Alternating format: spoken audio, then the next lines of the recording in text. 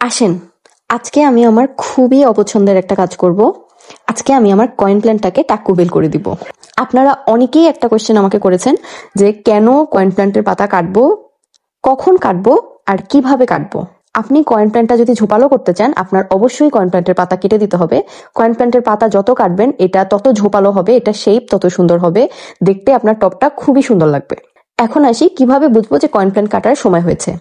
যখন আপনি দেখবেন আপনার পাতাগুলো আপনার টবের চেয়ে অনেক বড় হয়ে গিয়েছে, আপনার টবের পাতাগুলোর মধ্যে কোনো সামঞ্জস্য নাই, কিছু পাতা বড় কিছু পাতা ছোট, এই সময় আপনি সেই পানার জন্য কিন্তু আপনার পাতাগুলো কেটে দিতে পারেন।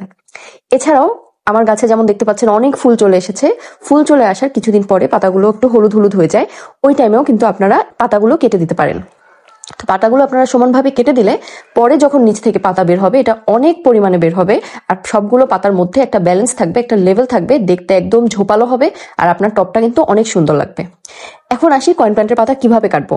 কয়েন প্ল্যান্টের পাতা কাটার সময় কিন্তু কোনো ধরনের দয়া মায়া করা যাবে না, আপনি জাস্ট মুট করে ধরে নিচে 2-1 ইঞ্চি জায়গা রেখে কেটে ফেলবেন।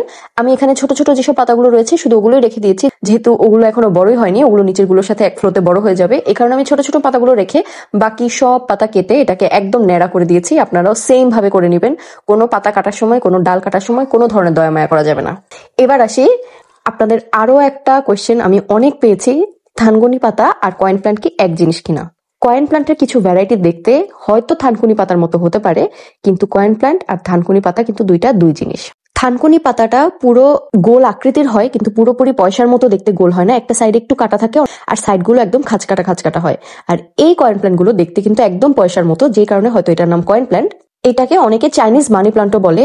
এটা আর থানকুনি পাতা দুইটা দুই জিনিস। থানকুনি পাতা আপনারা চাইলে খেতে পারেন, এটা বরঞ্চ খুবই উপকারী আপনার শরীরের জন্য, আপনার হজম ক্ষমতা বাড়াতে পারে, আপনার স্মরণ শক্তি বাড়াতে পারে, আপনার রোগ প্রতিরোধ ক্ষমতা বাড়াতে পারে, আপনার লিভার আর কিডনির জন্য উপকারী। কিন্তু অন দি আদার হ্যান্ড এই কয়েন প্ল্যান্ট কিন্তু খাওয়া যাবে না, কেউ যদি অতিরিক্ত মাত্রায় খেয়ে ফেলে তার কিন্তু উল্টো লিভারের প্রবলেম হতে পারে। এবার আসি, আমি আরেকটা অনেক প্রশ্ন আপনাদের কাছ থেকে পেয়েছি যে এটা কি অ্যাকুরিয়ামে রাখা যাবে কিনা বা শুধু পানিতে এটা বাঁচবে কিনা।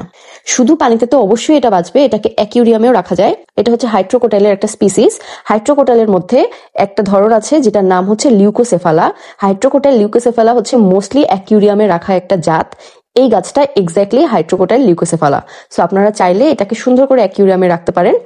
আমি অ্যাকুরিয়ামের কিছু ছবি দিয়ে দিয়েছি স্ক্রিনে, আপনারা দেখে নিতে পারেন। আপনারা চাইলে কয়েন প্ল্যান্টের কিভাবে টেক কেয়ার করতে হবে এটার একটা ডিটেলস ভিডিও আমার প্রোফাইলে পেয়ে যেতে পারেন, you can check that out. আর আপনাদের যাদের কনফিউশন হচ্ছে যে এই পাতাগুলো কেটে দেওয়ার পরে এটা কিভাবে বড় হবে বা আদৌ এটা বড় হবে কিনা, তাদের জন্য আমি আমার আগের বারের কাটা ছবি আর কাটার পরে ওখান থেকে যে পাতা বের হয়েছে তার ছবিটা শেয়ার করে দিচ্ছি।